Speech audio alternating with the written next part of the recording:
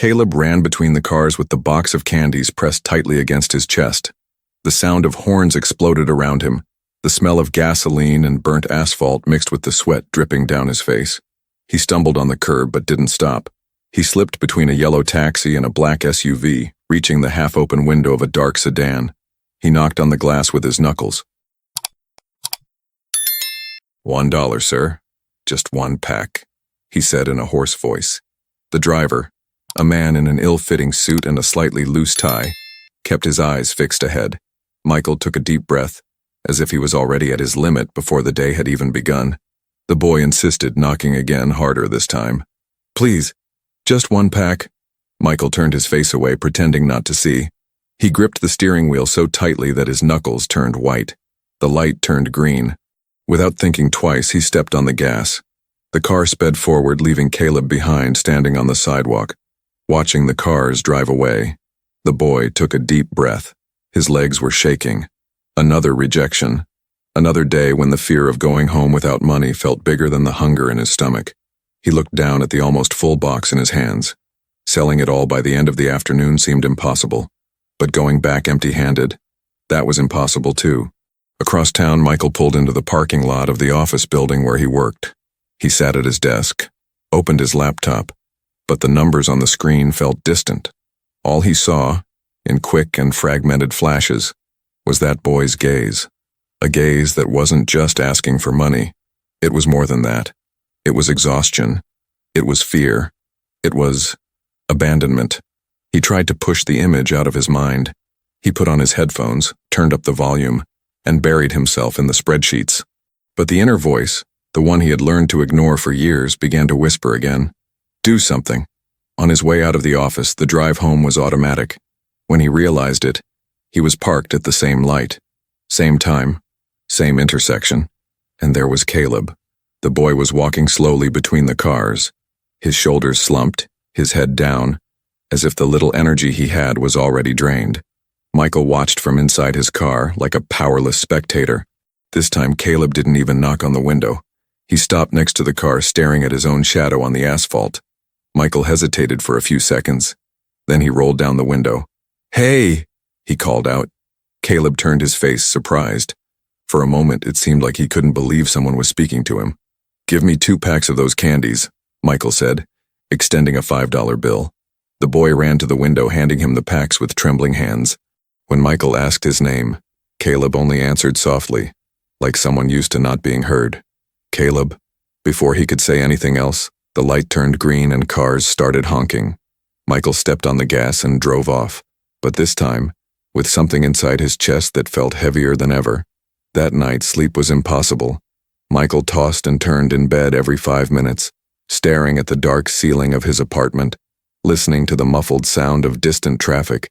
He grabbed his phone, opened social media, closed it again, turned on the TV, changed channels several times, then turned it off. Deep down, he knew that boy wasn't leaving his mind anytime soon. The next morning, Michael left the house earlier. As if pulled by an invisible force, he drove to the same intersection. He stopped at the light, hoping to see him. He looked in all directions. No sign of Caleb. The light turned green, then red again. Other vendors passed between the cars. An old man with bags of popcorn, a woman selling water, but no Caleb. Michael took a deep breath. He parked a few blocks away and got out. He walked down the sidewalks, looked at every corner, every doorway, every park bench. He asked a nearby gas station attendant if he had seen the boy.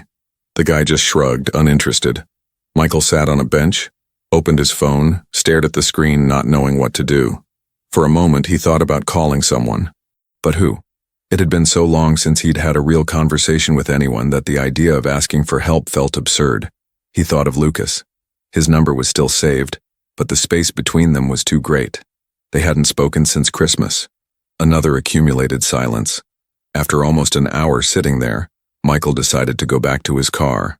On the way, near an alley, he caught a glimpse of a small silhouette, crouched next to a trash can. He quickened his pace. Getting closer, he saw it was Caleb. The boy had his back turned, trying to open a package of expired food. His hands were dirty, his face worn out. Michael stopped a few meters behind him. His heart was racing. He felt a tightness in his chest. For a moment he didn't know whether to call out to the boy or just stand there watching. But before he could decide, Caleb stood up, tossed the package aside, and walked quickly down the sidewalk, as if he was running away from something or someone. Michael followed him with his eyes until he saw him enter an old building, its facade peeling, the windows covered with cardboard. He stood there, frozen, with a mix of fear and responsibility growing inside his chest. He knew he could just walk away, get in his car, forget it all like he had done with so many other things in life. But he also knew that if he did that, he wouldn't be able to sleep again. He stood there staring at the building's door as the sun began to set on the horizon and the city lights gradually flickered on.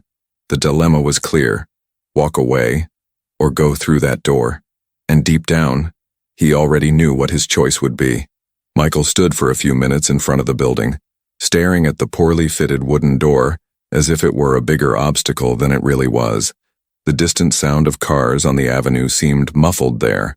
The entire world seemed to have shrunk to that small point on Dallas's map, where a boy with a box of candies and a sick mother struggled to exist, invisible to everyone. He took a deep breath, closed his eyes for a second, and as if the decision had already been made without him realizing, he pushed the door open gently. The smell of mold and dust hit him immediately. The hallway was narrow, poorly lit, with walls covered in handprints and old notes written in pen or chalk. Each of Michael's steps echoed like a confession. He felt like he was invading a space that didn't belong to him. On the second floor, he stopped when he heard a muffled sound, continuous coughing, spaced out, but so strong it sounded like someone was drowning in their own breath. He followed the sound to a half-open door.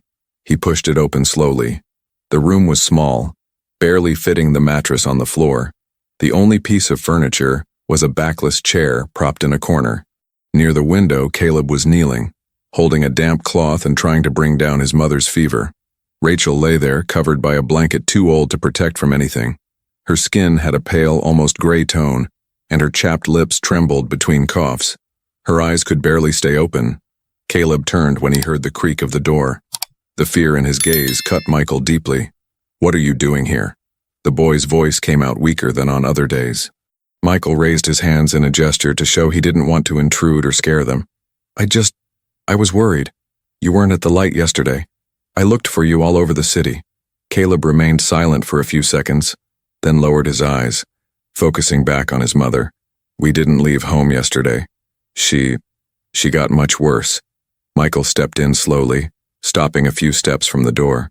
"Has she been to the hospital?" he asked, already knowing the answer. Caleb just shook his head no. "If I call an ambulance, they'll want to take us, separate us. That's what happened last time." Michael felt his stomach churn.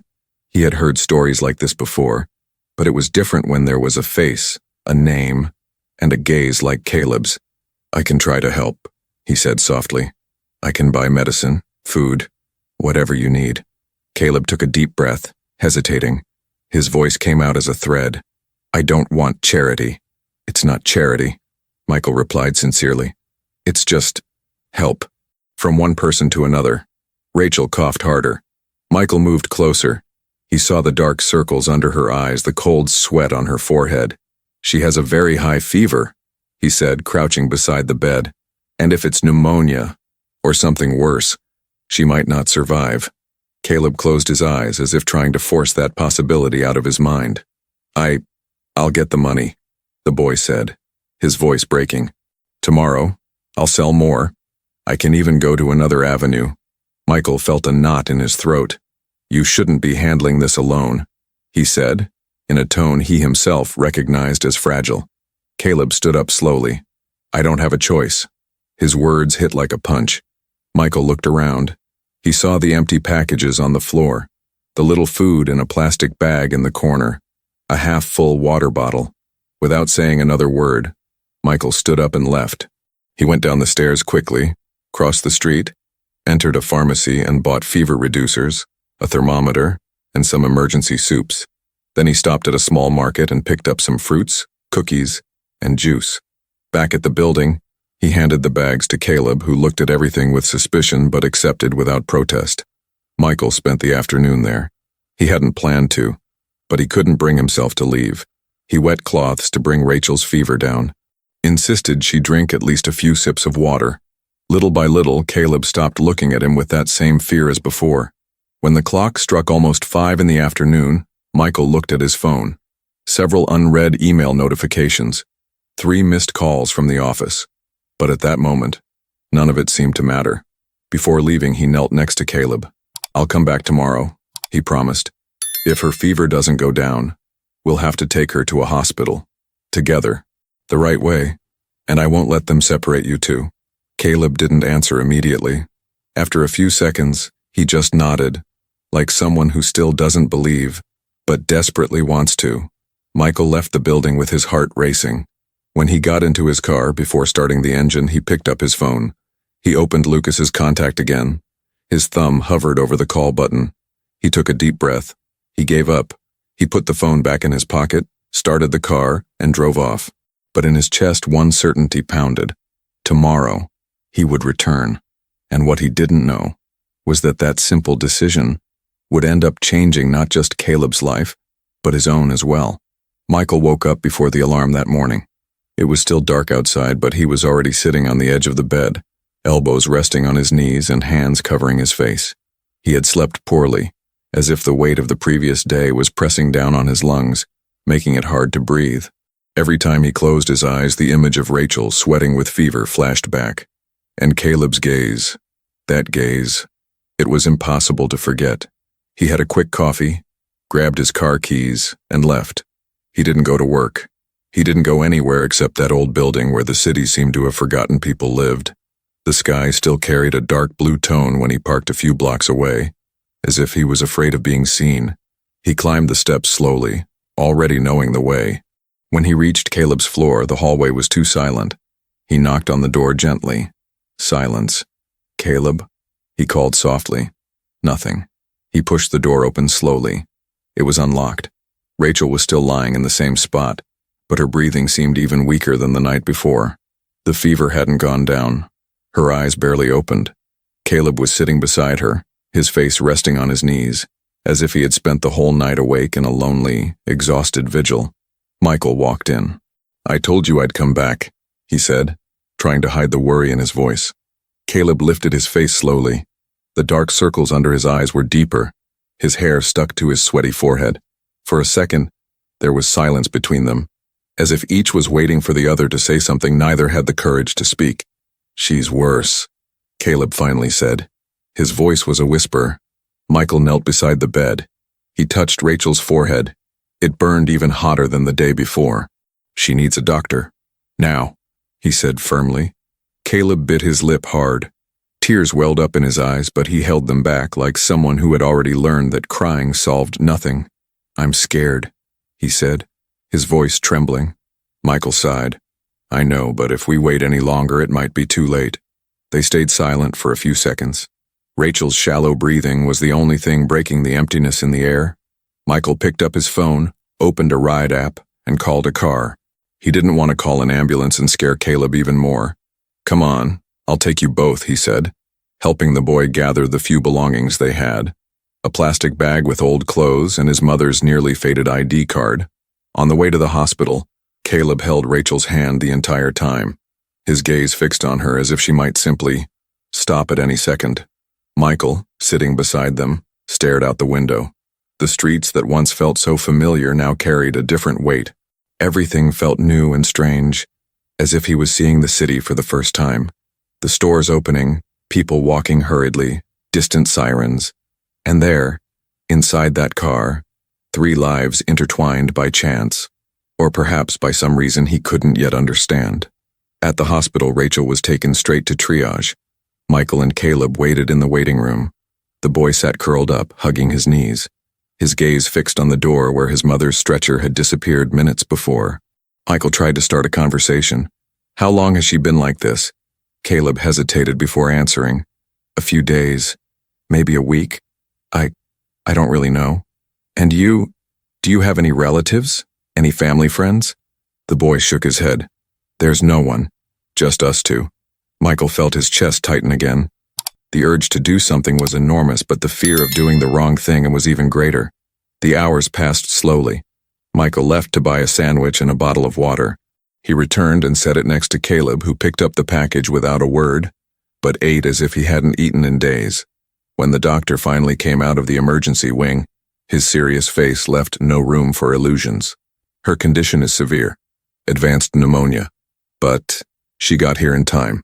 We'll admit her and start treatment. If she responds well, the next 48 hours will be critical. Michael nodded.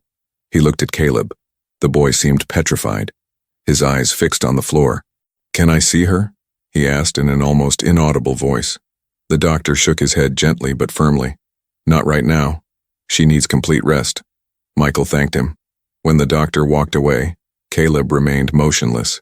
"Hey," Michael called softly, touching the boy's shoulder. "She's going to be okay." Caleb didn't respond. Michael took a deep breath. He knew that nothing he said right now would have any real effect. What Caleb needed was just for him to be there.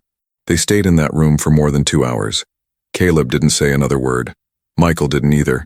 He just stayed by his side, waiting, like someone who understands that sometimes silence is the greatest gesture of care one can offer. When the clock neared 8 at night, a nurse came to inform them that Rachel was stable but would spend the night in the ICU. Michael offered to take Caleb home, but the boy shook his head. "I want to stay here," he said weakly. Michael found a more comfortable chair, brought it over to him and said, "Then I'll stay too." Caleb looked up. For the first time that day, his eyes met Michael's for more than 5 seconds. He didn't say anything, but in that moment, there was the beginning, small, fragile, of something Michael still couldn't define. As night fell over Dallas, Michael rested his head against the waiting room wall, feeling his eyes grow heavy. The exhaustion was immense, but for the first time in a long while, that exhaustion felt like it had a purpose. Before closing his eyes, he grabbed his phone, opened Lucas's contact again, and sat there, staring at the screen. His thumb hovered over the call button, and once again, he hesitated. But deep down, something had begun to change. The night inside the hospital had a rhythm of its own. Cold lights, hurried footsteps of nurses, the intermittent sound of heart monitors echoing through the hallways. Michael remained seated in the same chair in the waiting room, his back aching and his eyes burning from poor sleep. But leaving, that didn't even cross his mind. Caleb beside him, curled up in the armchair with his legs crossed and his head resting on his arms, barely moved. Only his gaze betrayed his state of permanent alertness, as if at any second the whole world could collapse again. Michael watched the boy discreetly. Every now and then, he made some small gesture, like pushing a water bottle closer to him, or offering a cereal bar he had in his bag. Caleb accepted with a mix of hunger and distrust, but without saying a word. Around 3 in the morning, a nurse appeared with a thin blanket in her hands. "You can use this if you want," she said with a gentle smile. Michael thanked her, took the blanket, and laid it over Caleb's shoulders carefully so as not to wake him. For a moment, he stood there, watching the boy sleep, and something inside him broke completely. He remembered when Lucas was the same age. He remembered the nights his son would wake up terrified after a nightmare, and he would simply lie down next to his bed until the boy fell asleep again. But that felt so long ago.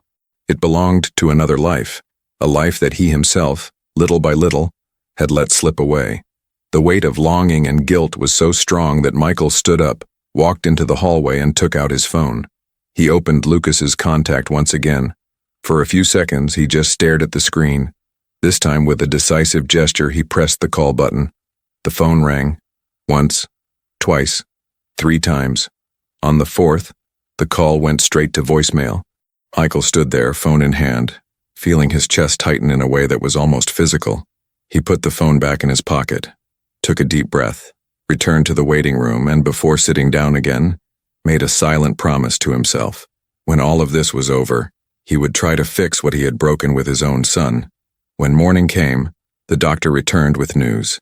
The good news is she's responded well to the antibiotic over the last few hours.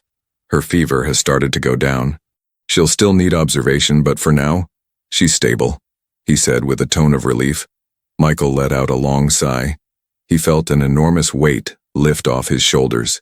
Caleb, who was already awake, had tears welling up in his eyes. He looked at Michael as if for the first time, he truly believed things could get better. "Can I see her?" he asked in an almost childlike tone. "For a few minutes," the doctor replied, smiling. Michael walked Caleb to the ICU door. He stayed outside watching the boy go in. Caleb approached the bed, held his mother's hand gently, and began speaking to her softly, as if he wanted only her to hear. Michael couldn't make out the words, but he understood the meaning, and that was enough. When Caleb came back out, his eyes still red with emotion, Michael spoke without thinking much. "Come on, let's get something decent to eat," he said with a half smile. They went to the hospital cafeteria. Michael ordered a strong coffee. Caleb chose pancakes with syrup, as if that breakfast was the reward for an immense effort. As he ate, the boy slowly began to open up. He told Michael that his mother had been sick for months, that he tried to take care of her as best he could, that sometimes they went 2 days with nothing but bread and water, and that selling candies was the only way to get any food at home. "And your dad?" Michael asked carefully. Caleb just shook his head. "He left when I was 7. We never saw him again." Michael swallowed hard. Another uncomfortable coincidence with his own story. As Caleb finished the last bites, Michael pulled out his phone and typed a few things. "I'm checking here. There's a social program for at-risk families here in Dallas, and maybe they can help you," he said, showing the screen to Caleb. The boy looked at him with suspicion. "I don't want to go to a shelter. We went once, and it was awful. I understand. But maybe, just maybe, this one is different," Michael replied, trying not to sound intrusive. Caleb didn't say anything. He just turned his gaze to the window. Back in the room, Rachel was still asleep, but her breathing was visibly better. Her cheeks had regained a bit of color. Michael stayed a few more minutes beside Caleb, exchanging few words, respecting his space. Before leaving, he went to reception and left his phone number with the nurse. "Any changes? Anything? Call me," he said. Before heading out, he passed by the waiting room again. Caleb was still sitting there, staring out the window, his eyes fixed on some distant point in the city. Michael paused at the door, looked at the boy and said, "I'll come back tomorrow." Caleb didn't answer immediately. After a few seconds, he simply nodded. Michael left the hospital feeling that for the first time in a long while, he was doing something right. But what he didn't know was that the next day would bring news that would change everything, and what was coming would test just how far he was really willing to go, for someone who, just a few days earlier, was just another face in the crowd. Michael got home that night with his body exhausted but his mind more restless than in the previous days. The apartment felt bigger than usual, emptier, quieter. He opened the fridge, grabbed a beer, but left the glass untouched on the counter. He sat on the sofa with his phone in hand, opening and closing the contact screen repeatedly. Lucas's name stayed there, fixed, like an exposed wound. He spent a few minutes staring at his son's old photo. He remembered when they used to go to the park together on Saturdays. He remembered Lucas's easy laughter at 10 years old, and the growing silence after the divorce. He remembered broken promises, unanswered messages, last-minute canceled visits. All of it came crashing down like an avalanche, a silent, yet relentless avalanche. The next morning, before the alarm even rang, Michael was already up. He got in the car and drove straight to the hospital. Traffic moved faster at that hour, but the drive felt longer than ever. When he arrived at reception, he asked about Caleb and Rachel. The receptionist's expression changed immediately. "Are you a relative?" she asked, in a professional tone tinged with concern. Michael hesitated. "No, but I've been following their case. I was here last night. I brought his mother in." The woman quickly checked the computer. "I need you to wait a moment. I'll call the attending physician." Michael felt his stomach twist. That sentence was never a good sign. While he waited, he looked around. The same waiting room, the same uncomfortable chairs, the smell of disinfectant in the air. But now, the environment felt colder, more distant. The doctor appeared a few minutes later, a middle-aged man with a tired expression. "Mr. Michael, right?" he asked, checking a clipboard. "Yes, what happened?" The doctor sighed. The boy's mother's condition. It worsened suddenly during the night. She had an acute respiratory failure. We tried to reverse it. We did everything we could. But unfortunately, he paused for a moment, as if those words were hard even for him to say. Michael felt his legs go weak. She didn't make it. For a few seconds, the world seemed to slow down. The ambient sounds became muffled. The voices of people around him turned into distant noise. Michael felt as if he were underwater. "And Caleb?" he asked, his voice low, almost hoarse. The doctor sighed again. "He doesn't know yet. They've just moved her body to the isolation room. The boy is sitting in the hospital chapel. He said he wanted to pray, or, wait, we haven't been able to convince him to leave." Michael put his hand over his face, trying to hold back the flood of emotions. The last thing he wanted was to cry there in front of strangers. He walked through the corridors to the small hospital chapel.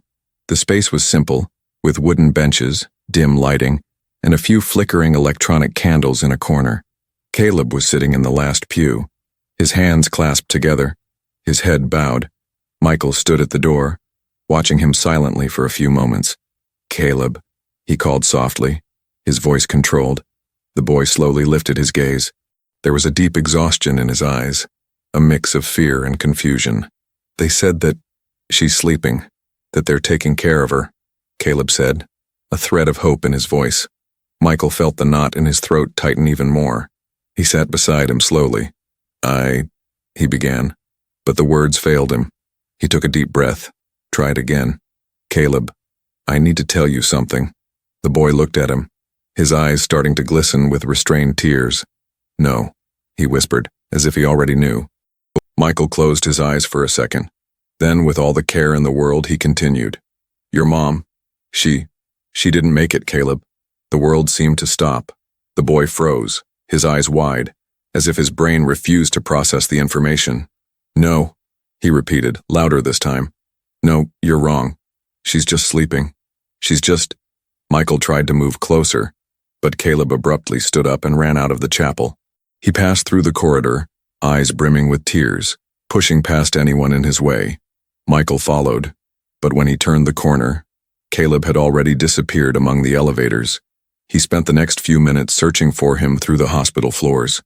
He went up to the rooftop, down to the main entrance, to the parking area. Nothing. The boy had vanished like a ghost. When he realized it, Michael was sitting on a bench in the plaza in front of the hospital, his head in his hands and his chest crushed by such an overwhelming sense of helplessness, he could barely breathe. He pulled out his phone, opened Lucas's contact again. His thumb hovered over the call button, his breathing uneven, the world spinning around him, and this time, before fear could stop him again, he pressed it. The phone rang. Once, twice, and then, Lucas's voice answered. "Hello?" Michael closed his eyes, feeling the tears fall. "Son," he said, his voice breaking, I need to talk to you." On the other end of the line, there was a brief silence, but for the first time in a long time, Lucas didn't hang up. Lucas's voice on the other end of the line sounded distant, hesitant, as if he himself didn't know why he had answered. "Dad?" he repeated, with a mix of surprise and distrust. Michael swallowed hard, trying to organize the words that insisted on stumbling over each other. "I know it's been a long time. Since I haven't—" He stopped, took a deep breath. I needed to hear your voice." There was a brief silence, heavy with everything that had never been said between them. Michael could almost hear his son's heart beating on the other side, as if time had frozen just for that instant. "What happened?" Lucas asked finally. Michael closed his eyes. He didn't know where to start. He didn't even know if he should tell him about Caleb, about Rachel, about how, in the last few days, everything that had seemed important before had simply lost its meaning. I just wanted to say I'm sorry for everything," he said, his voice breaking. Lucas remained silent, but he didn't hang up. Michael wanted to say more. He wanted to tell him everything, but at that moment, that was all he could manage. I'm busy right now," his son said, in a tone that sounded more defensive than actually busy. "That's okay," Michael replied. I just wanted you to know I'm here, that, if you want, we can talk. Another day." Lucas hesitated. "Okay," he said before hanging up. Michael sat there with the phone in his hands for long minutes, staring at the dark screen, as if hoping it would ring back. It didn't. He put the phone back in his pocket, took a deep breath, and then, as if suddenly remembering where he was, he got up from the bench and ran back into the hospital. He needed to find Caleb. He walked through the hallways again, asking nurses, security guards, receptionists. But no one had seen the boy leave. He went to the parking lot. No sign. It was only when he walked past the side of the building, near the hospital waste disposal area, that he saw a small silhouette curled up between two trash bins, hugging his knees. Michael approached slowly, as if any sudden movement might scare him even more. "Caleb," he called softly. The boy didn't respond. He just stayed there, his face buried in his arms. Michael sat down on the ground beside him, saying nothing for a few seconds. "I know you don't want to hear it, but I'm here," he said gently. Caleb remained silent. His shoulders trembled slightly. It wasn't from the cold. It was the kind of trembling that comes when your body is trying to hold back sobs that have already crossed the limit. "You know, when I was little, I lost someone important too," Michael began, not looking directly at him. "I remember being angry at everyone, even at those who were trying to help." The boy moved his head slightly but didn't respond. "I won't force you to do anything. Not to talk, not to go back inside, not to trust me," Michael said.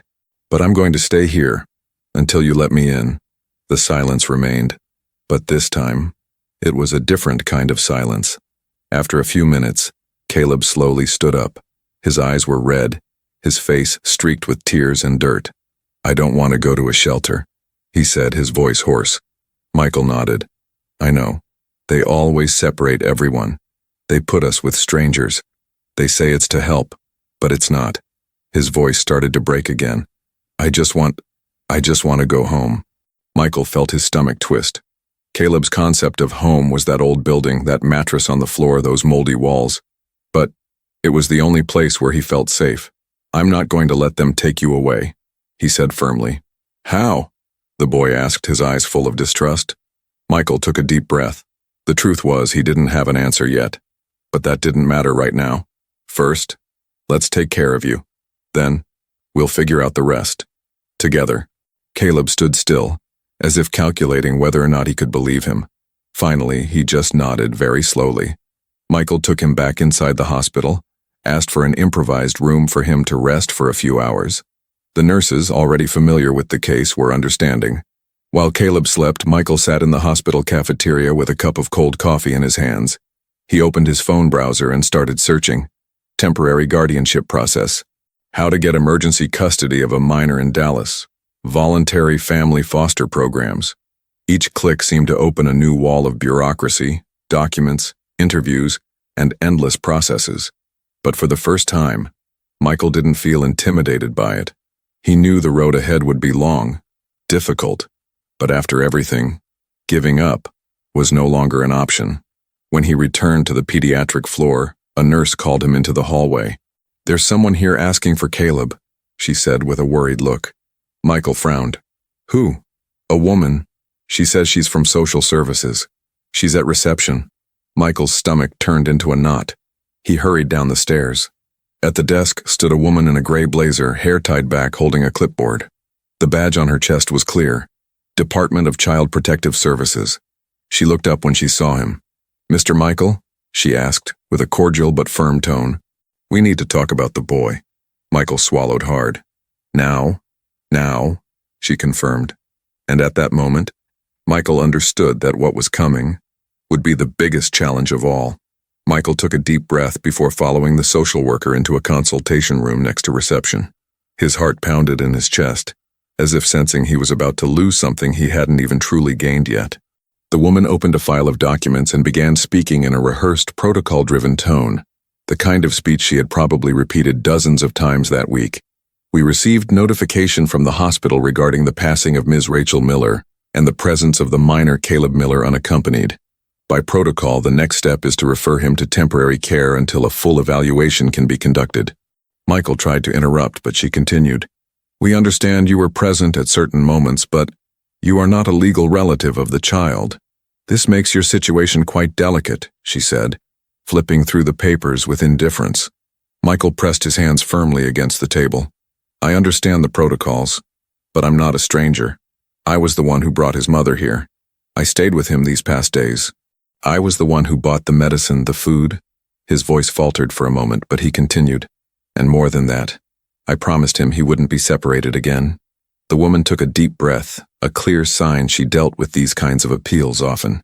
I understand your good intentions, Mr. Michael, but we need to ensure the child's well-being legally and safely.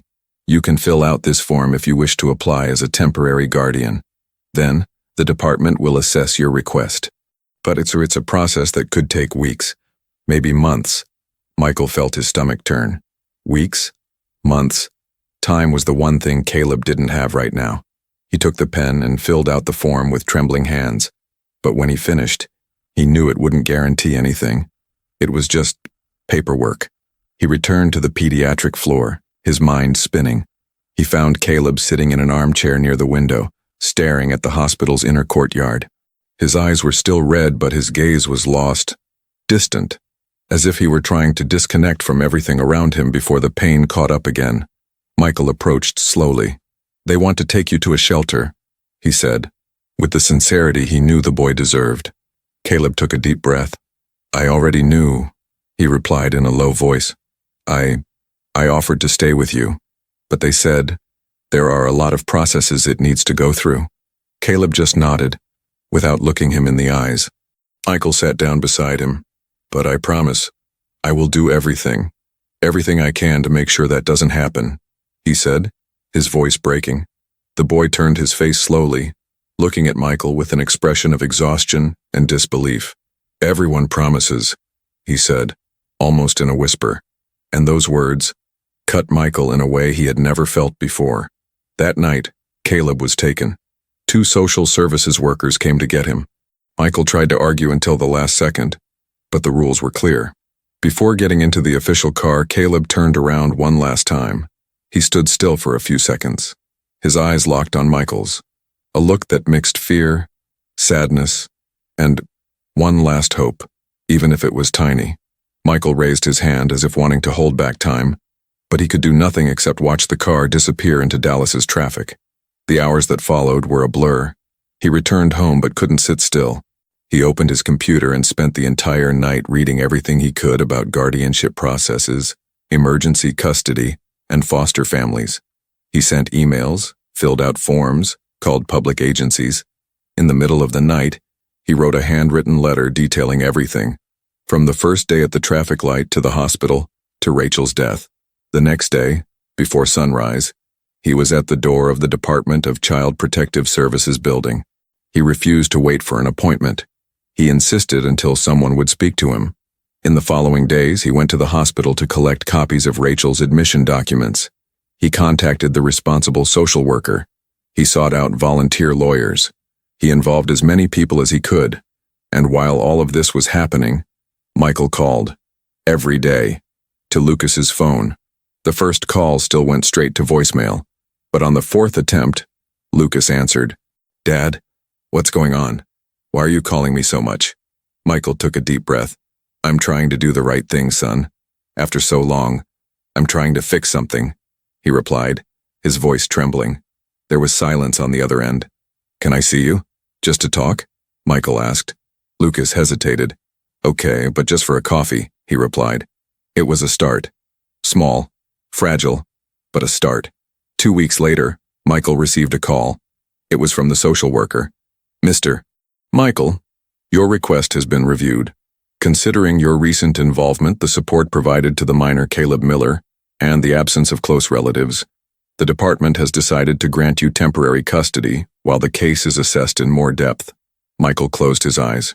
For a moment, he felt his legs give way. "So, does that mean that you can take him home? For now, it's the safest place for him." Michael thanked her, barely able to contain his emotion. Hours later, he parked in front of the foster care center. Caleb was sitting on the steps, a small backpack at his feet.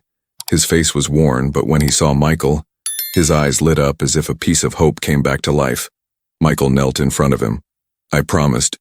Remember?" he said, with a restrained smile. Caleb bit his lips, his eyes filling with tears. "You really came back," he said in a tone of disbelief. Michael opened his arms.